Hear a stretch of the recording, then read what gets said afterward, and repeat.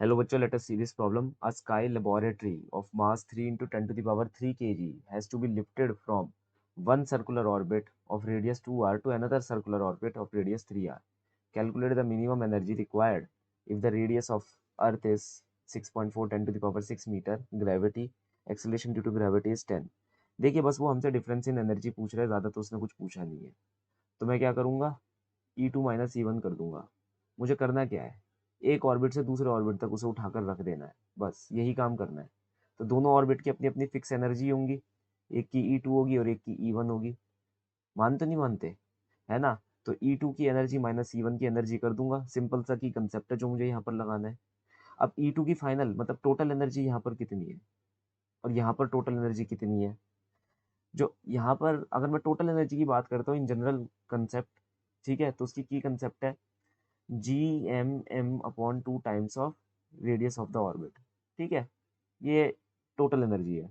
तो E2 पर कितनी होगी, minus G M M upon 2 times of उसकी रेडियस कितनी है, 3 गुना r। E1 की रेडियस हमारी कितनी है, minus G M M upon 2 times of r। ठीक है सर, यहाँ पर से बस हम इसका डिफरेंस निकाल लेते हैं, जी एम एम अपॉन 12 गुना ऑफ r, इतना आ जाएगा।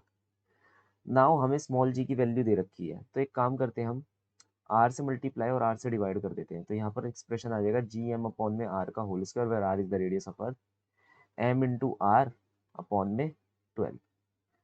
इसका मतलब होता है जी, तो जी एम आर अपॉन में क्या हो जाएगा, 12 हो जाएगा। तो यहाँ पर वैल्यूज रख देते हैं, 3 × 10⁻³ इसका मास दे रखा है हमें लेबोरेटरी का। रेडियस ऑफ अर्थ हमें दे रखी है 6.4 10⁻6 अपॉन में 12। The solution will be equal to 1.60 into 10⁻10 joule. Okay, so अब हम एक बार आंसर देखेंगे, उसने कहा है इतने जूल्स में आंसर निकालो, इन ऑर्डर ऑफ टर्म इसमें निकालो, ये ऑर्डर रहना चाहिए। So according to that 1.6 is the correct solution. So the final solution for the following problem is 1.6. Hope you understood well. Best of luck.